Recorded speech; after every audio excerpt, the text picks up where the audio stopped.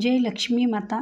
मार्गशीर्ष महिन्याच्या शेवटच्या गुरुवारच्या आपणा सर्वांना हार्दिक शुभेच्छा. नमस्कार, मी शारदा. श्रद्धास्य भक्तिभावना या यूट्यूब चॅनलवर तुमचे मनापासून खूप स्वागत आहे. तर आजच्या व्हिडिओमध्ये आपण बघणार आहोत मार्गशीर्षच्या शेवटच्या गुरुवारी एकादशी पण आली आहे आणि उपवास पण आला आहे.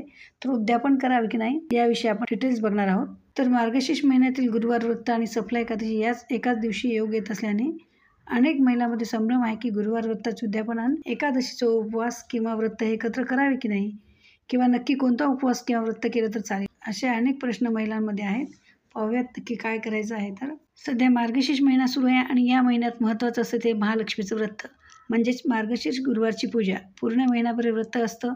या महिन्यातील दर गुरुवारी पूजा मांडून लक्ष्मी देवीची पूजा केली जाते, उपवास केला जातो आणि महिन्याच्या शेवटच्या गुरुवारी व्रताचे उद्यापन करावे असते. परंतु गुरुवारचं व्रताचं उद्यापन आणि एकादशी एकाच दिवशी आल्यामुळे काय करावं आणि काय नाही असे बऱ्याच जणांच्या मनात संभ्रम आहे. त्याविषयी आपण थोडं डिटेल्समध्ये बघूयात.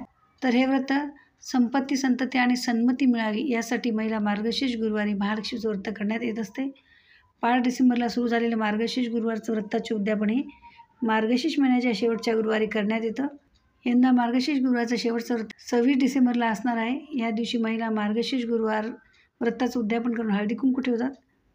पण यावेळेस 26 डिसेंबरला या वर्षातील म्हणजे 2024मधील शेवटची एकादशी आली.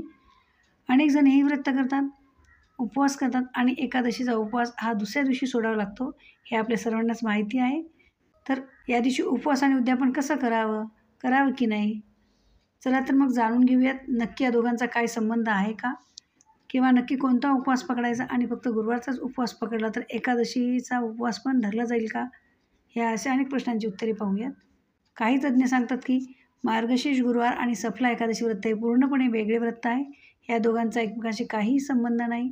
ज्या लोकांना एकादशीचं व्रत नाही त्यांनी मार्गशीर्ष गुरुवारी नेहमीप्रमाणे देवीची पूजा उपासना करून उद्यापन करावे आणि नैवेद्य दाखवावा. ज्यांना एकादशीचा उपवास करायचा असेल त्यांनी एकादशीचे व्रत पूजा करून तीर्थ घ्यावे आणि रात्री पण उपवासाचे पदार्थ ग्रहण करावेत. ज्या महिलांनी एकादशी आहे त्यांनी नेहमीप्रमाणे व्रत करून उद्यापन करून नैवेद्यसुद्धा दाखवावा आणि हे ताट दुसऱ्या दिवशी गायीला द्यावे.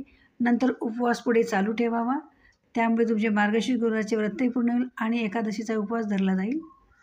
शेवटच्या गुरुवारी एकादशी आल्याने अकारण काही लोकांनी संभ्रम निर्माण केला आहे. मात्र असा योग जुळून येण्याची पहिलीच वेळ नाही. त्यामुळे मार्गशीर्ष गुरुवारचं उद्यापन आणि हळदी कुंकू करण्यात काही हरकत नसल्याचे म्हटले आहे. तर या दिवशी पूजेची मांडणी कशी करावी, जिथे पूजा मांडायची आहे तिथे गोमूत्र किंवा गंगाजल शिंपडल्यानंतर स्वच्छ पाण्याने जागा पवित्र करा.